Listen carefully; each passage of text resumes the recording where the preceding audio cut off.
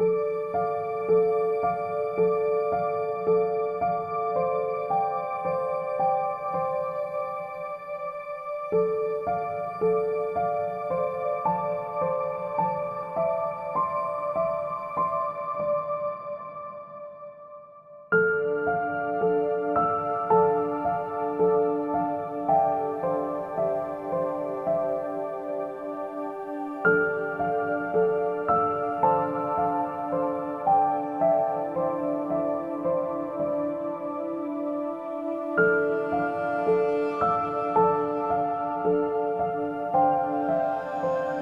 बच्चों, एक बार फिर मैं आलोक कुमार आप सभी का आलोक फिजिक्स क्लास में स्वागत करता हूं। जैसा कि हम लोगों ने पिछले क्लास में बच्चों एक नए लेसन का शुरुआत किया था जो एक समान वृत्तीय गति है। इस अध्याय में हम लोगों ने पिछले क्लास में बहुत सारे तथ्यों पर विचार किया था, जैसे कि अभिकेंद्रीय बल, अपकेंद्रीय बल और उनका अनुप्रयोग के बारे में हम लोगों ने विस्तार पूर्वक चर्चा किया था। तो चलिए आज उसी क्लास को हम लोग आगे बढ़ाते हैं बच्चों, और हम लोग जानने का प्रयास करेंगे कि कोई वाहन जब वृत्ताकार पथ पर गति करता है तो आखिर उस पर क्या प्रभाव पड़ता है, उसके वेग पर क्या प्रभाव पड़ता है ना। पिछले वीडियो में मैंने इसी प्रकार एक टॉपिक्स पर विचार किया था बच्चों कि जब कोई वाहन वृत्ताकार पथ पर गति करता है तो उस वाहन के अधिकतम वेग का व्यंजक क्या होता है। तो उस व्यंजक के बारे में हम लोग चलिए एक बार पुनः विचार करते हैं और फिर आगे हम लोग बढ़ेंगे। तो वृत्ताकार पथ पर गति करते वाहन के अधिकतम वेग का व्यंजक मैंने कुछ इस प्रकार प्राप्त किया था बच्चों कि v = √μ/g। ये समीकरण हम लोगों ने अधिकतम वेग के लिए, वाहन के अधिकतम वेग के लिए प्राप्त किया था, जहां r वृत्तीय पथ की त्रिज्या होती है और g गुरुत्व त्वरण है ना। तो ये दोनों तो नियतांक होता है बच्चों, है कि नहीं। इसको तो हम लोग नहीं बदल सकते हैं, ना तो वृत्ताकार पथ की त्रिज्या को बदल सकते हैं और ना ही गुरुत्व त्वरण को बदल सकते हैं। तो वाहन का अधिकतम वेग जो होता है वो घर्षण गुणांक पर निर्भर करता है, अर्थात है ना वाहन के पहिया और सड़क के बीच में लगने वाले घर्षण बल है ना पर निर्भर करता है। अर्थात हम कहते हैं कि इस प्रकार हम लोग फोटो भी बनाए थे बच्चों पिछले वीडियो में, आप लोगों को याद होगा। आप लोग यदि वीडियो को देखे होंगे तो आप लोगों को अच्छी तरह से याद भी होगा, है ना। हम लोग यहाँ पर क्या कहते हैं, देखिए एक वाहन है यहाँ पर, है ना, ये वाहन है। यदि ये वाहन वृत्ताकार पथ पर गति करेगा बच्चों तो इसे गति करने के लिए अभिकेंद्रीय बल की आवश्यकता होगी, जिसकी दिशा जो होती है केंद्र के अनुदिश होती है, जिसको हम लोग क्या लिखते हैं बच्चों, Fc = mv²/r हम लोग लिखते हैं, है ना। तो यह अभिकेंद्रीय बल वाहन को, है ना, कहाँ से प्राप्त होता है, तो सड़क तथा पहिए के बीच में लगने वाले घर्षण बल से प्राप्त होता है बच्चों, है ना। यदि ये संतुलन की स्थिति में होगा, इसका मतलब है कि जितना घर्षण बल होगा उतना ही यदि उसे अभिकेंद्रीय बल प्राप्त हो तो वह आसानी से इस वृत्तीय पथ को पार कर जाता है। वहीं यदि हम कहेंगे कि वृत्तीय पथ का, है ना, यदि घर्षण बल यहाँ पर कम प्राप्त हो रहा है वाहन को, जैसे कि मान लेते हैं कि इस पथ पर यदि बालू के छोटे छोटे कण हैं या फिर मिट्टी गिरी हुई है या पानी गिरा हुआ है, जिसके वजह से इस पथ का घर्षण कम हो जाएगा, अर्थात घर्षण कम होने पर उसे अभिकेंद्रीय बल प्राप्त नहीं हो पाएगा, जिसके वजह से वाहन, है ना, दुर्घटनाग्रस्त हो सकता है। दूसरी बात है कि यदि वाहन उच्च वेग से गति करता हुआ इस वृत्तीय पथ पर, है ना, आता है तो उसे घर्षण बल अत्यधिक मात्रा में प्राप्त नहीं हो पाता है। इस स्थिति में क्या होता है, वाहन यहाँ पर दुर्घटनाग्रस्त हो सकता है।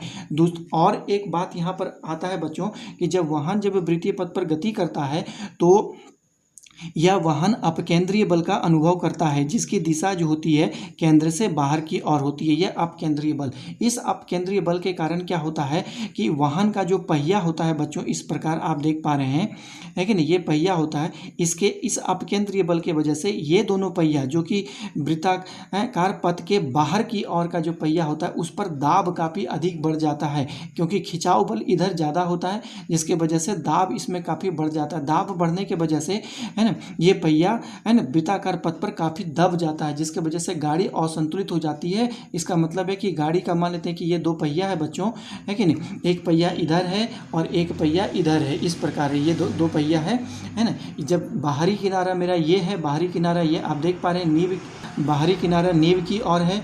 जब जैसे ही आप केंद्रीय बल इसमें कार्य करता है कि ये इसका दाब इस प्रकार बढ़ता है, इसका मतलब है कि बाहरी किनारा इस प्रकार दब जाता है। आप समझिए कि यदि वेग इसका काफ़ी अधिक हो तो इतना ज़्यादा ये दबेगा बच्चों, है ना, कि गाड़ी दुर्घटनाग्रस्त हो सकती है, पलट भी सकती है कि नहीं। तो इस घटना को है ना कम करने के लिए या इस घटना से हम लोग बचने के लिए हम लोग क्या करते हैं कि सड़क का बाहरी किनारा कुछ उठा देते हैं, है कि नहीं, जिसके वजह से यदि वो दबे भी तो सड़क के उठे हुए भाग के कारण गाड़ी संतुलन की अवस्था में बनी रहे, है कि नहीं। तो हम लोग इसके बारे में कुछ लिख देते हैं बच्चों कि आखिर सड़क को हम लोग बंकन क्यों करते हैं, सड़क के बाहरी किनारा को कुछ उठा क्यों देते हैं, इसके बारे में हम लोग यहाँ पर चर्चा करेंगे। तो चलिए हम यहाँ पे 2 लाइन इसके बारे में कुछ लिख देते हैं, जिसके वजह से आपको समझने में आसानी होगा, है कि नहीं। देखिए यहाँ पर हम लोग इस प्रकार लिखेंगे बच्चों कि वृत्तीय पथ पर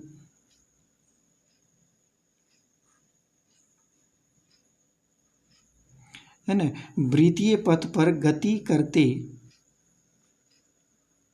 है ना, वृत्तीय पथ पर गति करते वाहन का बाहरी,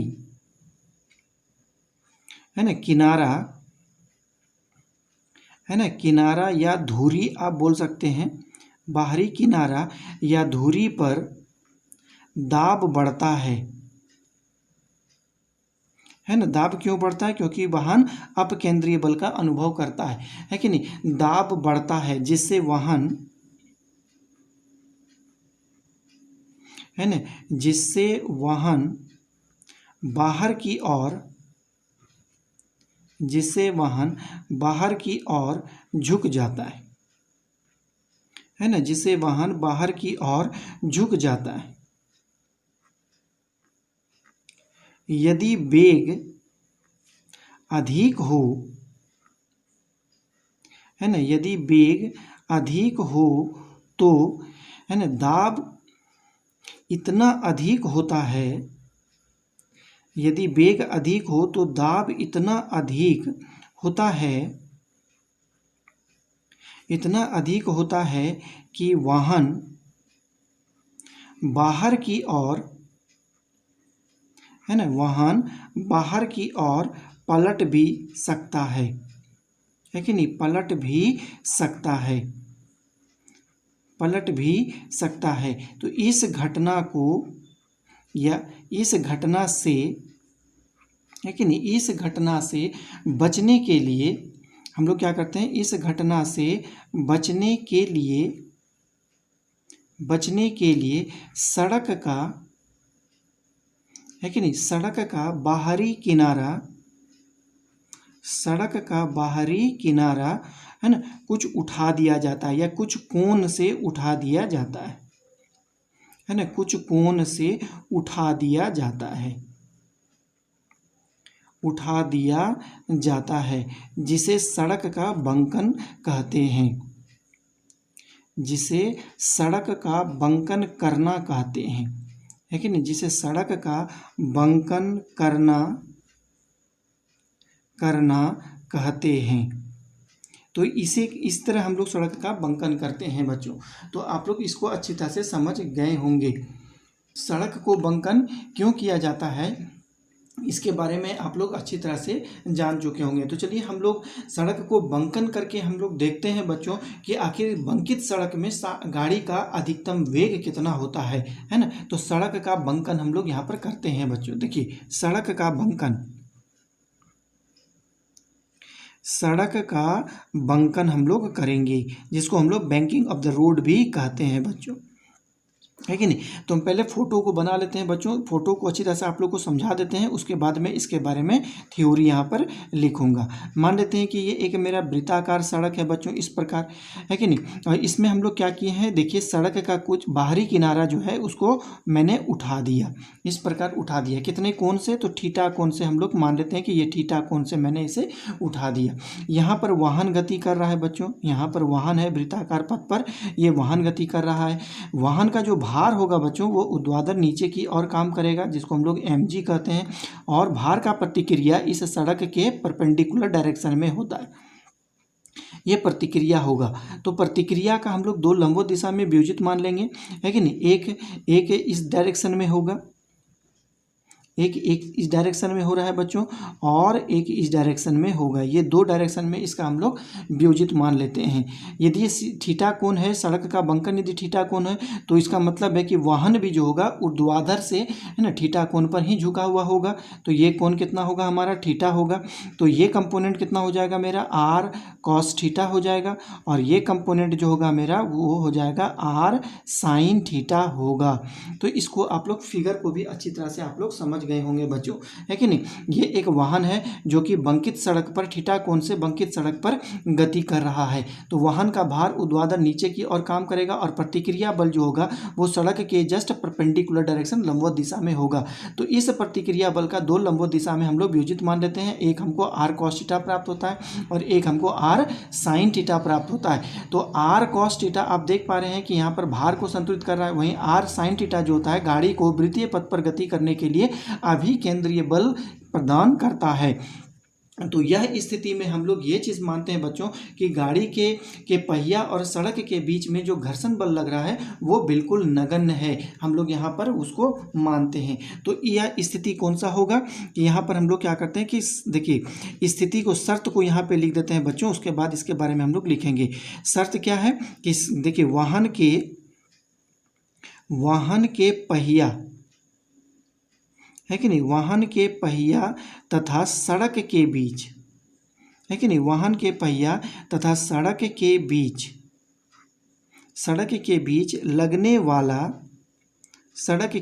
लगने वाला घर्षण बल नगण्य है, घर्षण बल नगण्य है बच्चों। तो ये चीज़ कंडीशन यहाँ पर हम लोग मान करके ये बात चले हैं। तो अब चलिए हम लोग इसके बारे में हम लोग यहाँ पे दो लाइन लिखते हैं कि माना एम द्रव्यमान का, देखिए माना एम द्रव्यमान का कोई वाहन, है ना, माना एम द्रव्यमान का कोई वाहन, है ना, आर त्रिज्या, है ना, आर त्रिज्या तथा थीटा कोण पर, है ना, थीटा कोण से बंकित सड़क पर, है ना, सड़क पर भी वेग से गतिशील है, है ना, भी वेग से गतिशील है बच्चों। तो ये चीज़ आप लोग जान गए होंगे। तो देखिए वाहन का भार, है ना, वाहन का भार mg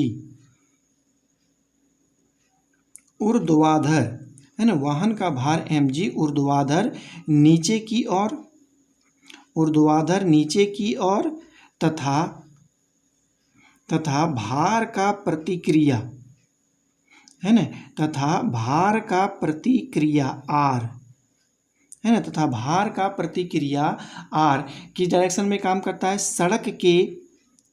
सड़क के लंबवत, है ना, सड़क के लंबवत ऊपर की ओर काम करता है, सड़क के लंबवत ऊपर की ओर कार्य करता है कि नहीं, कार्य करता है। तो हम लोग प्रतिक्रिया बल का, देखिए प्रतिक्रिया आर का, है ना, प्रतिक्रिया आर का दो लंबवत दिशा में, प्रतिक्रिया आर का दो लंबवत दिशा में, है ना, दो लंबवत दिशा में वियोजित मान लेते हैं, दो लंबवत दिशा में वियोजित मान लेते हैं, जो हमें किस रूप में प्राप्त होता है बच्चों, है ना, इसको आप लोग अच्छी तरह से लिख लीजिए अपने कॉपी में, है कि नहीं, जो हमें, है ना, जो हमें आर कॉस थीटा तथा R sine theta, R cos theta तथा आर साइन थीटा के रूप में, है ना, के रूप में प्राप्त होता है है कि नहीं, के रूप में प्राप्त होता है। तो आप लोग यहाँ पे देख पा रहे होंगे कि चित्र के अनुसार, चित्र में क्या है बच्चों कि r cos थीटा आप लोग देख पा रहे होंगे कि वो भार को, वाहन के भार को संतुलित कर रहा है, और r sin थीटा जो होता है वाहन को वृत्ताकार पथ पर गति करने के लिए अभिकेंद्रीय बल प्रदान करता है। तो चलिए हम लोग इस चीज़ को लिखते हैं।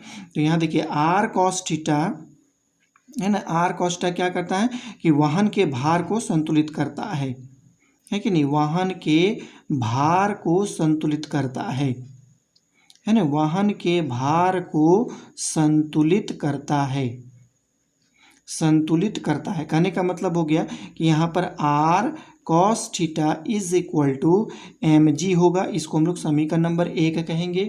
और उसी प्रकार यहाँ पर r sin थीटा जो है हमारा, है ना कि r sin थीटा ये वाहन को, है कि नहीं, वाहन को वृत्तीय पथ पर, है कि नहीं, वाहन को वृत्तीय पथ पर, है ना, गतिशील रहने के लिए, है ना, गति कराने के लिए भी कह सकते हैं, गति कराने के लिए, वाहन को वृत्तीय पथ पर गति कराने के लिए, गति कराने के लिए आवश्यक अभिकेंद्रीय बल प्रदान करता है कि नहीं, आवश्यक अभिकेंद्रीय बल, आवश्यक अभिकेंद्रीय बल प्रदान करता है, अभिकेंद्रीय बल प्रदान करता है। कहने का मतलब क्या हो गया कि r sin थीटा वाहन को अभिकेंद्रीय बल मतलब mv²/r प्रदान करता है। इसको हम लोग समीकरण नंबर 2 मान लेते हैं बच्चों। तो अब हम लोग क्या करेंगे कि दोनों को भाग देंगे। किसको किससे भाग देंगे कि समीकरण 2 को 1 से हम लोग भाग देंगे। तो समीकरण, है कि नहीं, 2 है कि नहीं भागा समीकरण 1 करने पर, लिख देंगे समीकरण 1 करने पर। तो इससे हमको क्या प्राप्त होगा बच्चों, तो यहाँ पर हम लोग देखते हैं कि r हम लोगों को sin थीटा प्राप्त हो रहा है कि नहीं, r sin थीटा, और फिर यहाँ पर देखिए बटा r cos थीटा हम लोगों को प्राप्त होगा। तो यहाँ से हम लोगों को एक समीकरण यहाँ पे लिखना पड़ेगा कि mv²/r, और नीचे में हम लोगों को लिखेगा mg। तो r r कट गया बच्चों, m m यहाँ से कटेगा, और sin बाई cos आप लोग जानते हैं कितना होता है, तो ये मिलता है हम लोगों को tan थीटा, और यहाँ से हम लोगों को प्राप्त होगा v²/rg हम लोगों को प्राप्त होता है कि नहीं, v²/rg हम लोगों को प्राप्त होगा। तो यहीं पर हम इसको पूरा कर देते हैं बच्चों। तो देखिए v² का वैल्यू हम लोगों को निकालना है, तो v² बराबर होता है कि नहीं rg, और यहाँ से हम लोगों को प्राप्त होगा कि tan थीटा। तो v इज इक्वल टू हम लोगों को क्या प्राप्त हो गया, √rg tan थीटा हम लोगों को प्राप्त होगा। तो ये समीकरण जो हम लोगों को प्राप्त होता है, ये कैसा समीकरण है कि वाहन को वृत्तीय पथ पर गति करने के लिए अधिकतम वेग का समीकरण ये है। वाहन को वृत्तीय पथ पर गति करने के लिए जो अधिकतम वेग होता है वो चीज़ हम लोगों को प्राप्त होना है ना, ये प्राप्त होता है बच्चों। तो यहाँ पर आप लोग अच्छी तरह से देख पा रहे होंगे कि वाहन का अधिकतम वेग जो है ना, वो थीटा है कोण पर भी निर्भर करता है, बंकित कोण पर। इसका मतलब क्या हो गया कि ये जो वेग है वो तो पथ की त्रिज्या पर निर्भर करेगा ही। इसका मतलब है कि यदि पथ की त्रिज्या अधिक हो तो वाहन का वेग भी अधिक हो सकता है। यदि थीटा का मान अधिक होगा तो वेग भी अधिक होगा। इसका मतलब है कि जितना ज़्यादा कोण सड़क बंकित होगा उतना ही अधिक वेग से वाहन उस वृत्ताकार पथ को पार कर सकेगा, है कि नहीं। तो चलिए हम लोग एक न्यूमेरिकल्स इसमें देखते हैं और इसको हम लोग जानने का प्रयास करते हैं कि आखिर कैसे ये होता है। तो चलिए हम लोग नेक्स्ट पेज में देखेंगे बच्चों। तो चलिए बच्चों हम लोग एक न्यूमेरिकल्स को बना करके देखते हैं आखिर वेग से, है कि नहीं, कि किस प्रकार बंकन कोण परिवर्तित होता है, उसके संबंध में हम लोग एक न्यूमेरिकल्स यहाँ पर बनाएंगे। न्यूमेरिकल्स मेरा कुछ इस प्रकार है, मैं क्वेश्चन को पहले यहाँ पे लिख देता हूँ बच्चों की। देखिए एक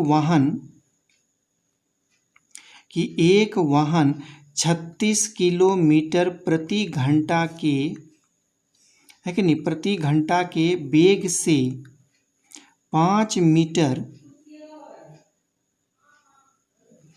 है ना, 5 मीटर त्रिज्या के वृत्ताकार पथ पर, है कि नहीं, 5 मीटर त्रिज्या के वृत्ताकार पथ पर, है ना, 5 मीटर त्रिज्या के वृत्ताकार पथ पर गतिशील है, गतिशील है ना। वह बंकन कोण ज्ञात करें, है कि नहीं, वह बंकन कोण ज्ञात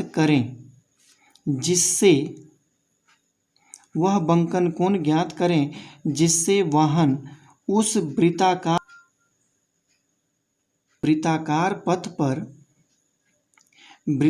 पथ पर आसानी से गति कर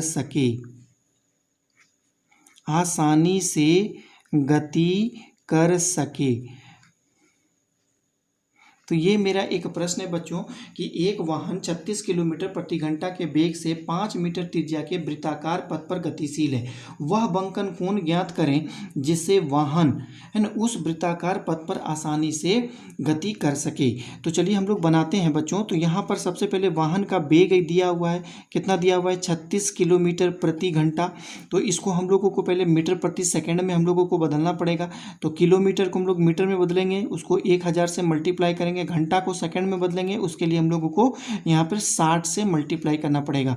तो यहाँ पे 2 जीरो देखिए कट रहा है और दोनों 6 से 36 यहाँ पर कैंसिल हो गया। इसका मतलब हो गया कि यहाँ पर मुझे क्या प्राप्त हुआ कि 10 मीटर पर सेकेंड ये वाहन गति कर रहा है। और इस प्रश्न में जी का जो वैल्यू है बच्चों वो है 10 मीटर प्रति सेकेंड स्क्वायर, गुरुत्व त्वरण का मान दिया हुआ है। तो अभी हम लोगों ने जो एक व्यंजक प्राप्त किया अधिकतम वेग के लिए, वो व्यंजक मेरा कुछ इस प्रकार था, v is equal to root under R G tan theta. ये समीकरण था बच्चों। तो यहाँ से हम लोगों को टेन थीटा का वैल्यू कैलकुलेट करना है कि नहीं। तो tan theta is equal to हम लोगों को क्या प्राप्त हो जाएगा, V square by R G हम लोगों को मिलेगा। तो यहाँ से हम लोग क्या करेंगे, वी स्क्वायर का वैल्यू रखेंगे। वी का वैल्यू कितना है 10, तो इसका मतलब है कि 10 का स्क्वायर, और पथ की त्रिज्या जो है वो 5 मीटर है, और गुरुत्व त्वरण का वैल्यू कितना दिया हुआ है, जी दिया हुआ है। तो इसको हम लोग सॉल्व करेंगे बच्चों। देखिए tan theta is equal to कितना हो जाएगा, 10 इंटू 10, और यहाँ पर होगा 5 इंटू 10। तो एक 10 कैंसिल हो गया, 5 से 10 2 बार में कट जाएगा। तो टेन थीटा का वैल्यू हम लोगों को कितना मिल गया, 2 मिलेगा। तो डेट सिंप्लाइज है ना, थीटा इज इक्वल टू हम लोगों को कितना मिलेगा बच्चों कि 10 इनवर्स हम लोगों को 2 मिलता है। 10 टेबल हम लोग यहाँ पर देखेंगे बच्चों, और देखेंगे कि 10 टेबल में, नेचुरल 10 टेबल में हम लोग देखेंगे कि वहाँ पर 10 का 2 मान कितने कोण पर बनाया जाता है। तो इसके लिए हम लोग देखेंगे 10 टेबल देख करके मैंने इसको निकाल के रखा था कि ये कितना होता है कि देखिए 63 डिग्री 4 मिनट है कि नहीं, इस कोण पर जो होगा हमको बंकित करना पड़ेगा, तब जा करके है कि नहीं कि 36 किलोमीटर प्रति घंटा से गतिशील वाहन जो होगा वो उस वृत्ताकार पथ पर आसानी से गति कर पाएगा। उसका कोण कितना होना चाहिए, 63 है ना डिग्री 4 मिनट होना चाहिए, है कि नहीं। इस कोण पर यदि हम लोग उसको बंकित करते हैं तब जा करके वो वाहन उस वेग से उस वृत्ताकार पथ को आसानी से पार कर पाएगा। यदि उसका वेग है कि नहीं इससे ज़्यादा हो, यदि मान लेते हैं कि इस वाहन का वेग 36 किलोमीटर प्रति घंटा से यदि ज़्यादा है, यदि वो 60 किलोमीटर प्रति घंटा से गति कर रहा है, तो फिर हमको बंकन कोण को बढ़ाना पड़ेगा बच्चों, है कि नहीं। तो चलिए हम लोग जैसे इस प्रश्न पर हम लोग क्या विचार किए थे बच्चों कि वाहन के पहिया तथा सड़क के बीच में लगने वाला घर्षण बल नगण्य था, है कि नहीं। हम लोग इस केस पर हम लोगों ने चर्चा किया था। लेकिन अब हम लोग यदि विचार करें कि नहीं, कि सड़क का जो घर्षण है वो वाहन पर कार्यरत हो रहा है कि नहीं। जो हम लोगों ने इस केस पर जो हम लोग चर्चा किए थे उसमें हम लोग घर्षण बल को नगण्य मान लिए थे। लेकिन यहाँ पर जब हम लोग अब दूसरी केस में हम लोग चर्चा करेंगे उसमें घर्षण बल को नगण्य नहीं मानेंगे। तो चलिए हम लोग घर्षण बल पर विचार करते हुए हम लोग इस बात को जानते हैं कि आखिर उस वाहन का अधिकतम वेग कितना होगा। इसमें हम लोग किस पर विचार करेंगे, घर्षण बल पर विचार करते हैं बच्चों। तो चलिए हम लोग घर्षण बल पर विचार करते हुए हम लोग वाहन के अधिकतम वेग का हम लोग व्यंजक प्राप्त करेंगे। हम लोग क्या करेंगे, देखिए घर्षण बल पर विचार करते हुए, देखिए घर्षण बल पर है कि नहीं विचार करते हुए, है ना, घर्षण बल पर विचार करते हुए वाहन का अधिकतम वेग, वाहन का अधिकतम वेग है कि नहीं, वाहन का अधिकतम वेग ज्ञात करना है, अधिकतम वेग ज्ञात करना है। तो उसके लिए हम लोग सबसे पहले क्या करते हैं बच्चों, हम लोग एक फ़ोटो इसमें हम लोग तैयार कर लेते हैं, है कि नहीं। इसमें हम लोग सबसे पहले एक फ़ोटो हम लोग बना लेते हैं। उसके बाद हम लोग देखेंगे कि किस प्रकार उसका अधिकतम वेग का व्यंजक मुझे प्राप्त होता है।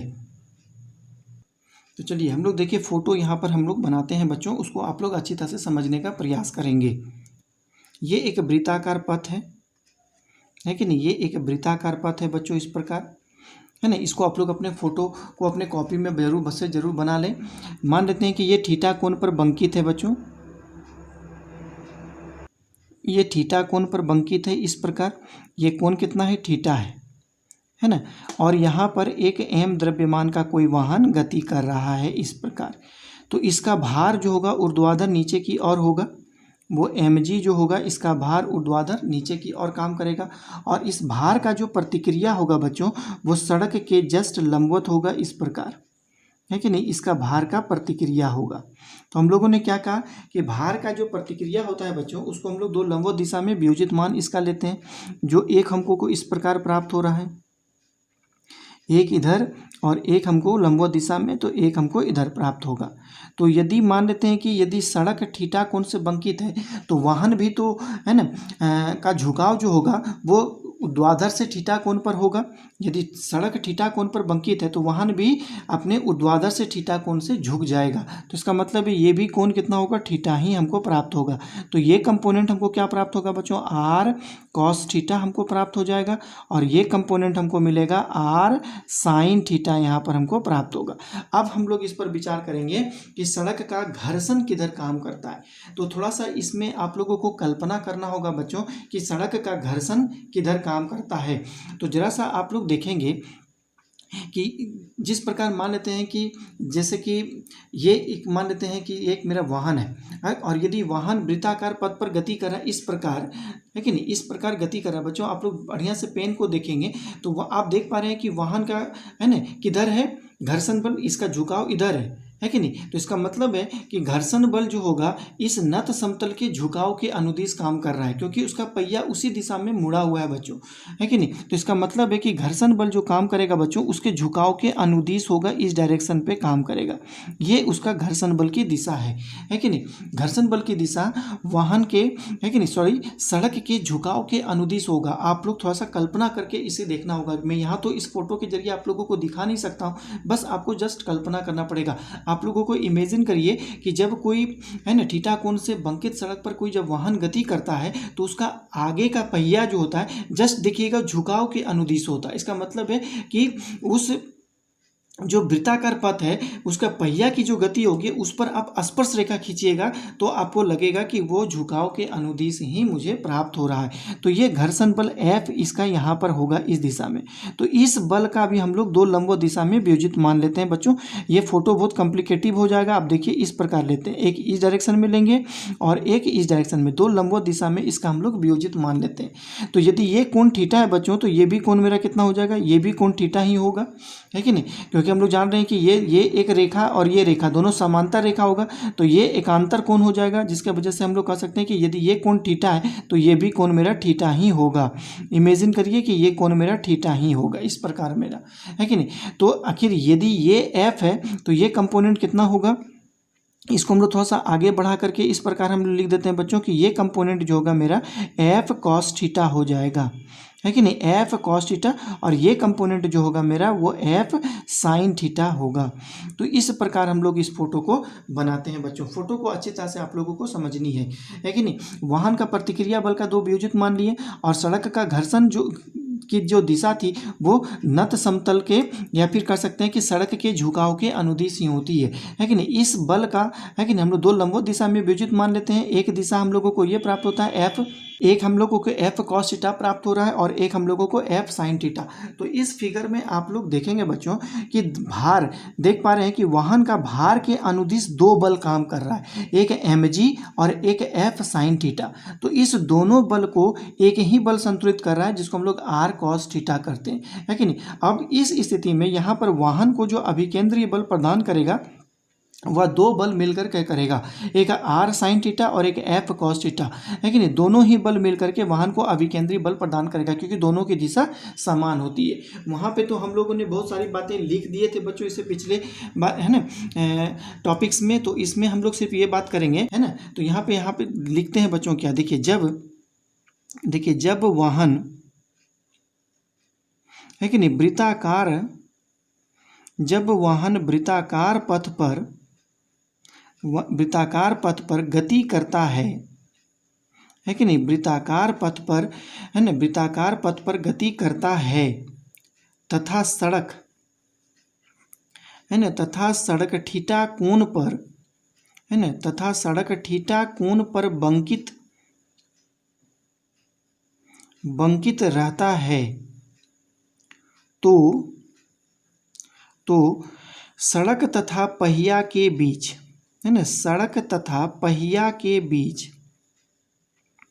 है ना, सड़क तथा पहिया के बीच लगने वाला घर्षण बल, है कि नहीं, लगने वाला, सड़क तथा पहिया के बीच लगने वाला घर्षण बल की दिशा, है ना, घर्षण बल की दिशा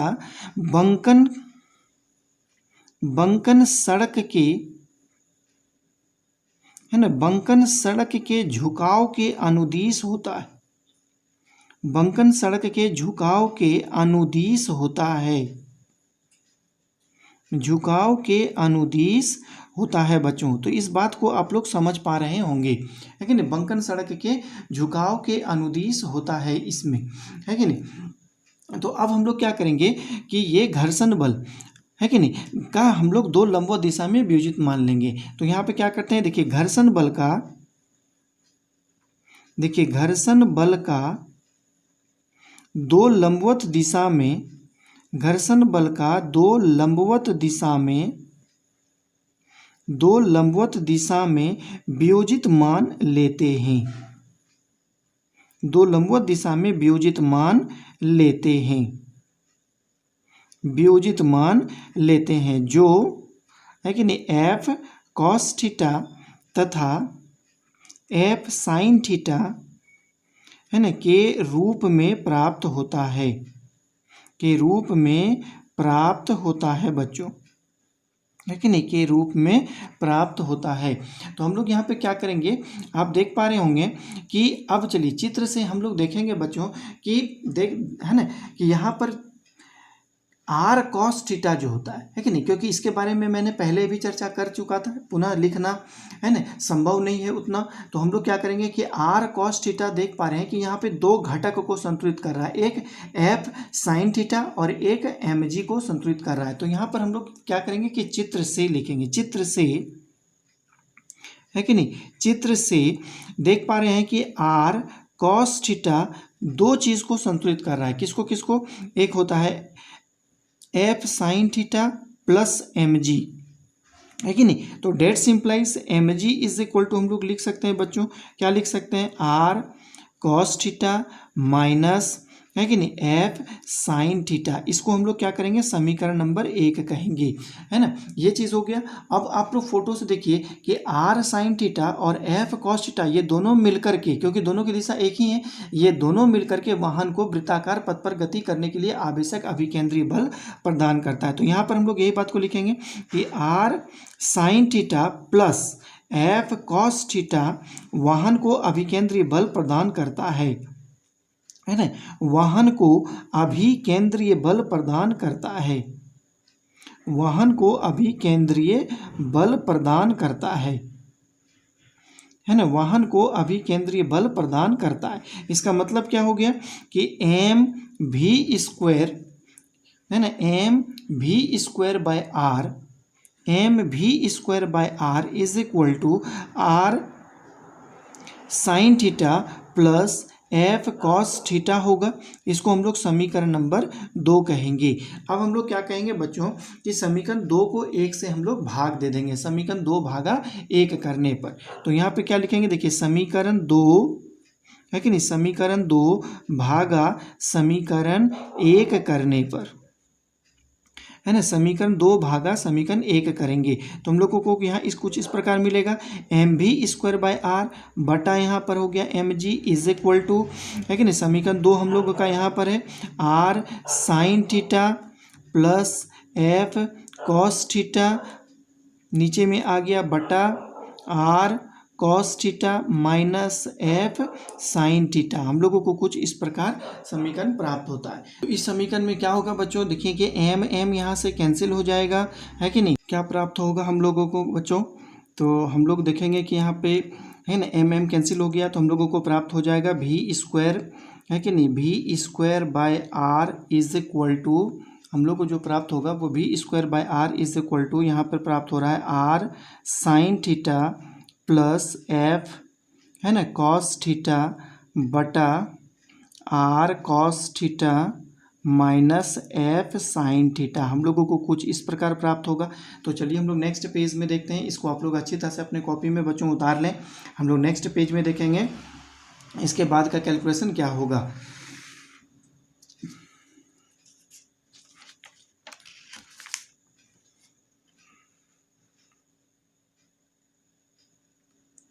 तो हम लोगों को जो समीकरण लास्ट प्राप्त हुआ था बच्चों, वो हम लोगों को इस प्रकार मिला था कि V square by R is equal to R sine theta, है ना, माइनस, है ना, माइनस सॉरी प्लस है ना, एफ कॉस थीटा बटा,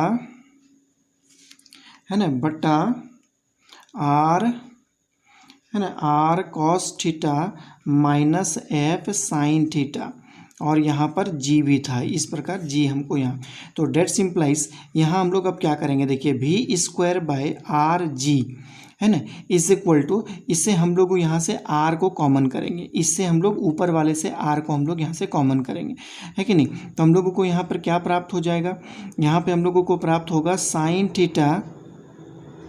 theta plus F by R, और यहाँ से हम लोगों को मिलेगा कॉस थीटा, फिर बटा यहाँ से भी हम लोग आर को कॉमन करेंगे बच्चों, तो ये हम लोगों को क्या प्राप्त होगा, cos theta minus F by R, और यहाँ हम लोगों को मिलेगा साइन थीटा।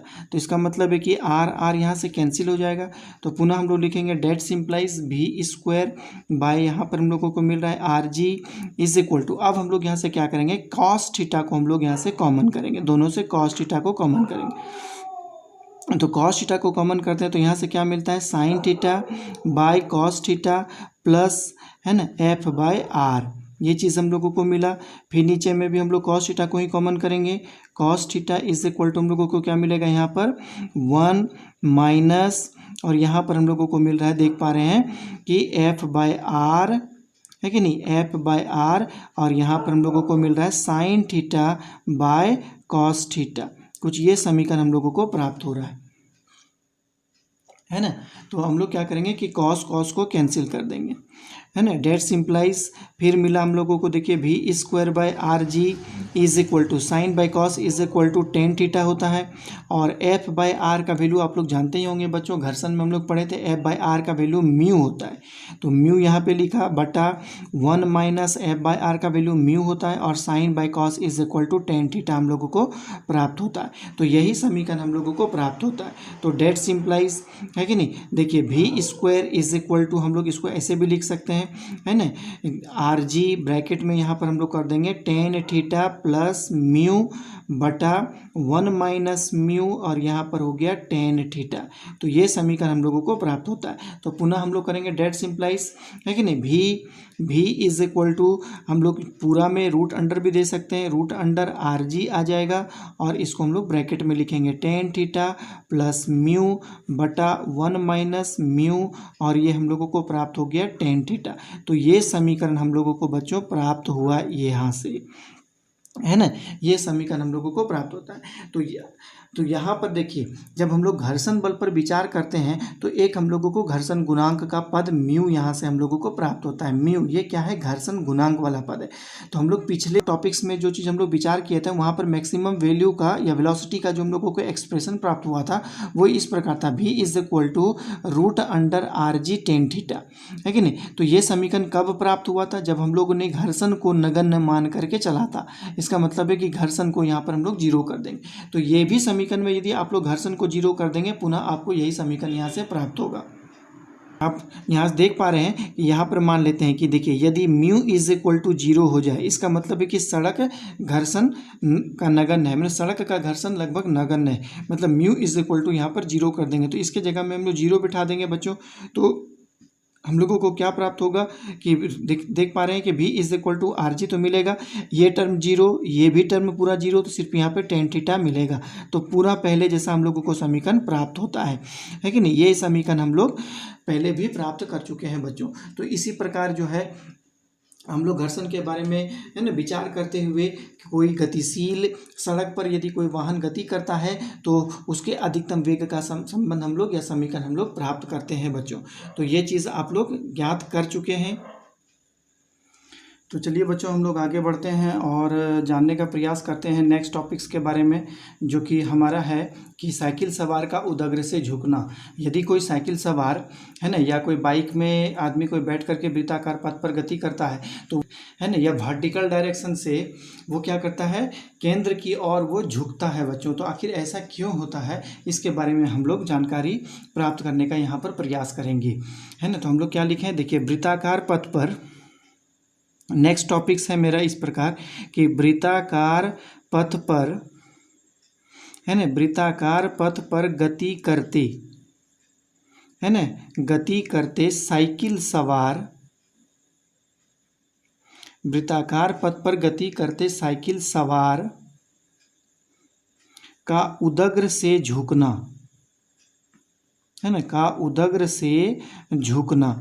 आखिर क्यों झुकता है वो, कोई भी साइकिल सवार जब किसी वृत्ताकार पथ पर यदि गति करता है ना, तो वो उदग्र से क्यों झुक जाता है कि नहीं। आप लोग देखते होंगे कि सीधे रास्ता में जब साइकिल चलता है तो वो सीधा रहता है कि नहीं, मतलब एकदम रोड के परपेंडिकुलर वो गति करता है। लेकिन जैसे ही वो वृत्ताकार पथ पर आता है तो वो थोड़ा सा झुक जाता है कि नहीं। आखिर वो झुकता क्यों है, इसके बारे में हम लोग जानने का प्रयास करते हैं बच्चों। तो हम लोग यहाँ पर क्या देखेंगे कि मान लेते हैं कि देखिए ये एक वृत्ताकार पथ है कि नहीं, आप लोग ऐसे ही बना सकते हैं जैसे बनाना है।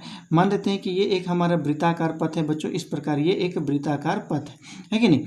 यहाँ पर एक साइकिल सवार जो है गति कर रहा है इस प्रकार, है कि नहीं। इस प्रकार हम लोग यहाँ दिखा देते हैं बच्चों कि वो गति कर रहा है इस प्रकार, है कि नहीं।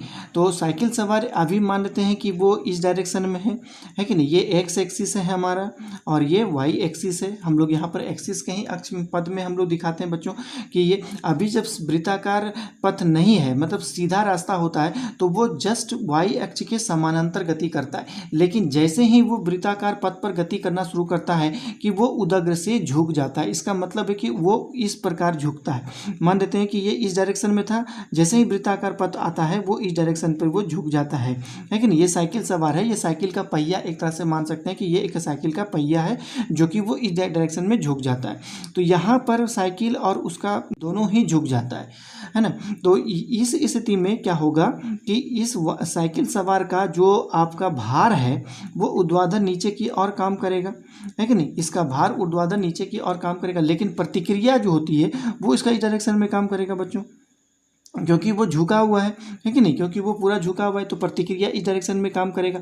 तो प्रतिक्रिया का दो लंबों दिशा में हम लोग वियोजित मान लेते हैं, एक इस डायरेक्शन में ले लेते हैं और एक इस डायरेक्शन में हम लोग लेते हैं। यदि मान लेते हैं कि ये झुकाव कोण उसका, यदि ये थीटा कोण है उदग्र से, यदि वो थीटा कोण से झुकता है तो ये भी कोण उसका कितना हो जाएगा, थीटा हो जाएगा। तो कंपोनेंट लेना आसान हो जाएगा। तो इसका मतलब ये हो जाएगा हमारा कॉस थीटा और ये हो जाएगा आर साइन थीटा, है कि नहीं। तो अब देखिए यहाँ पर, तो यहाँ जब वो उदग्र से झुकता है तो उस स्थिति में आर कॉस थीटा जो होगा वो भार को संतुलित करता है, एम जी को संतुलित करता है, और आर साइन थीटा जो होता है वो साइकिल सवार को वृत्ताकार पथ पर गति करने के लिए आवश्यक अभिकेंद्रीय बल प्रदान करता है। ये सारी बातें तो ठीक है, लेकिन हम लोगों को यहाँ पर आखिर जानना है कि वृत्ताकार पथ पर वो झुकता क्यों है कि नहीं। तो चलिए हम लोग उसी पर बात करते हैं, नहीं फिगर पर भी ध्यान देना है और साथ में हम अभी यहाँ पर जो बात करने जा रहे हैं उस पर भी ध्यान देना है। देखिए माना एम द्रव्यमान का, फिगर को आप लोग अपने कॉपी में जरूर बनाएंगे बच्चों। देखिए माना एम द्रव्यमान का, है ना, एम द्रव्यमान का साइकिल सवार, है ना, एम द्रव्यमान का साइकिल सवार आर त्रिज्या के वृत्ताकार पथ पर, है कि नहीं, आर त्रिज्या के वृत्ताकार पथ पर, आर त्रिज्या के वृत्ताकार पथ पर भी वेग से गतिशील है कि नहीं, भी वेग से गतिशील है ना, भी वेग से गतिशील है। लेकिन देखिए साइकिल सवार का भार, है कि नहीं, साइकिल सवार का भार, है कि नहीं, साइकिल सवार का भार, है ना, mg, mg नीचे की ओर, है कि नहीं, नीचे की ओर, नीचे की ओर, तथा भार का प्रतिक्रिया, है कि नहीं, तथा प्रतिक्रिया डायरेक्ट लिख देते हैं, तथा प्रतिक्रिया पर बल, है कि नहीं, झुकाव के अनुदिश, है कि नहीं, झुकाव के अनुदिश, झुकाव के अनुदिश, झुकाव के अनुदिश कार्यरत रहता है कि नहीं, झुकाव के अनुदिश कार्यरत रहता है कि नहीं, झुकाव के अनुदिश कार्यरत रहता है। अब प्रतिक्रिया बल का दो लंबवत दिशा में वियोजित मान लेंगे। देखिए प्रतिक्रिया बल का, है कि नहीं, प्रतिक्रिया बल का दो लंबवत दिशा में वियोजित मान लेते हैं। प्रतिक्रिया बल का दो लंबवत दिशा में, है ना, दो लंबवत दिशा में वियोजित मान लेते हैं, है ना, वियोजित मान लेते हैं बच्चों, वियोजित मान लेते हैं, जो किस रूप में प्राप्त हो रहा है कि जो r cos थीटा तथा r sin थीटा के रूप में प्राप्त हो रहा है ना, जो r cos थीटा तथा r sin थीटा के रूप में प्राप्त होता है कि नहीं, जो r cos थीटा तथा r sin थीटा के रूप में प्राप्त होता है। और यहाँ पर देखिए r cos थीटा क्या है हमारा, आप देख पा रहे होंगे फिगर से कि r cos थीटा जो है कि नहीं, r cos थीटा mg को संतुलित करता है, mg को संतुलित करता है ना, mg को संतुलित करता है। इसका मतलब हो गया कि r cos theta is equal to mg होगा, ये समीकरण नंबर 1 देंगे। और r sin थीटा क्या करता है कि नहीं, r sin थीटा है ना, साइकिल सवार को अभिकेंद्रीय बल प्रदान करता है कि नहीं, साइकिल सवार को वृत्तीय पथ पर गति करने के लिए, है ना, साइकिल सवार को वृत्तीय पथ पर गति करने के लिए, है ना, गति करने के लिए अभिकेंद्रीय बल प्रदान करता है, अभिकेंद्रीय बल प्रदान करता है, अभिकेंद्रीय बल प्रदान करता है, अभिकेंद्रीय बल प्रदान करता है। इसका मतलब हो गया कि r sin theta is equal to हो जाएगा mv²/r। इसको हम लोग समीकरण नंबर 2 कहेंगे बच्चों। अभी तक हम लोगों को जानकारी प्राप्त नहीं हुआ बच्चों कि आखिर साइकिल सवार क्यों झुकता है कि नहीं। तो अब हम लोग क्या करेंगे, यहाँ पे 2/1 कर देंगे। चलिए हम लोग लास्ट में जानने का प्रयास करेंगे। अब हम लोग नेक्स्ट पेज में देखेंगे बच्चों, इसको आप लोग अपने कॉपी में, है ना, जल्दी से उतार लें। तो चलिए हम लोग देखेंगे कि समीकरण 2 को 1 से हम लोग भाग दे देंगे, फिर वही समीकरण हम लोगों को प्राप्त होगा बच्चों, है कि नहीं। चलिए हम लोग देखते हैं। अब हम लोग क्या करेंगे कि समीकरण 2/1 करने पर, है कि नहीं, समीकरण 2/समीकरण 1 करने पर, समीकरण 1 करने पर तो हम लोगों को क्या प्राप्त होगा, देख पा रहे होंगे कि mv²/r बटा mg इज इक्वल टू हम लोगों को मिलेगा यहाँ पर r sin थीटा बटा यहाँ पर मिलेगा r cos थीटा। तो r यहाँ से कैंसिल हो जाएगा, m कैंसिल हो जाएगा, तो डेट सिंप्लाइज v²/rg मिलेगा इज इक्वल टू, और यहाँ हम लोगों को tan थीटा मिलेगा। फिर वही समीकरण हम लोगों को प्राप्त हो गया कि v²/rg tan थीटा, है कि नहीं। इसका मतलब है कि v is equal to √rg tan theta हम लोगों को प्राप्त होगा। तो आप यहाँ पर देख रहे हैं बच्चों, यहाँ तो बंकन है नहीं, यहाँ तो सड़क का तो बंकन है नहीं, है कि नहीं, जो कि हम लोगों को थीटा कोण पर बंकित, यहाँ पे थीटा है क्या, यहाँ पे थीटा जो है झुकाव कोण है कि नहीं, यहाँ पर थीटा क्या है, झुकाव कोण है, साइकिल का उदग्र से झुकाव कोण। इसका मतलब है कि ये समीकरण हम लोगों को क्या बतला रहा है कि साइकिल का वेग जितना ज़्यादा होगा झुकाव उतना ही ज़्यादा होगा, है कि नहीं। बात समझिए, साइकिल का वेग जितना ज़्यादा होगा झुकाव कोण उतना ही ज़्यादा होगा, है ना, या झुकाव कोण जितना ज़्यादा होगा, है कि नहीं, उसके अनुसार साइकिल का वेग भी उतना ही ज़्यादा होना चाहिए। इसका मतलब है कि वृत्ताकार पथ पर जितनी स्पीड से साइकिल गति करता है, जितना तेज़ी से साइकिल गति करेगा, साइकिल का झुकाव उतना ही ज़्यादा होते जाएगा, है कि नहीं। तो इस स्थिति में उसको, है ना, जितना झुकाव होने के लिए उसको घर्षण बल के साथ संतुलित भी होना पड़ेगा, क्योंकि इसका जितना वेग जितना ज़्यादा होगा अभिकेंद्रीय अभिकेंद्रीय बल भी उतना ही ज़्यादा होगा। और इस अभिकेंद्रीय बल को संतुलित करने के लिए घर्षण बल भी चाहिए, जो कि साइकिल के पहिए और सड़क के बीच में काम करता है। यदि वेग ज़्यादा है और घर्षण बल कम है तो वो केंद्र के अनुदिश गिर जाता है कि नहीं। तो यहाँ पर आप लोग ये बात को देख पा रहे होंगे। इसका मतलब आप लोग क्या समझ रहे हैं कि साइकिल सवार क्यों झुका। साइकिल सवार का वेग जितना ज़्यादा होता है उतना ही उसका झुकाव कौन होता है। तो साइकिल सवार झुक क्यों रहा है, क्योंकि उसको अभिकेंद्रीय बल प्राप्त करना है। जब तक वो झुकेगा नहीं तब तक उसको अभिकेंद्रीय बल मिलेगा नहीं, है कि नहीं। इसीलिए साइकिल सवार वृत्ताकार पथ पर झुक जाता है ताकि वो अभिकेंद्रीय बल प्राप्त कर सके, है ना। तो ये समीकरण हम लोगों को यहाँ बतलाता है। तो इसका टॉपिक हम यहाँ पे 2 चीज़ को लिख देते हैं बच्चों कि समीकरण से देखिए स्पष्ट है कि नहीं। देखिए समीकरण से स्पष्ट है, समीकरण से स्पष्ट है कि साइकिल सवार का, देखिए साइकिल सवार का वेग अधिक होने पर, है कि नहीं, साइकिल सवार का वेग अधिक होने पर, साइकिल सवार का वेग अधिक होने पर झुकाव ज़्यादा होगा या झुकाव अधिक होगा, झुकाव अधिक होगा, है कि नहीं।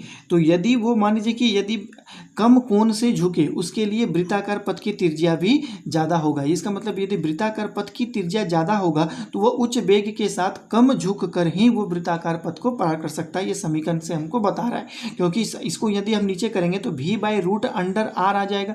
तो इसका मतलब ये व्युत्क्रमानुपाती संबंधित होगा।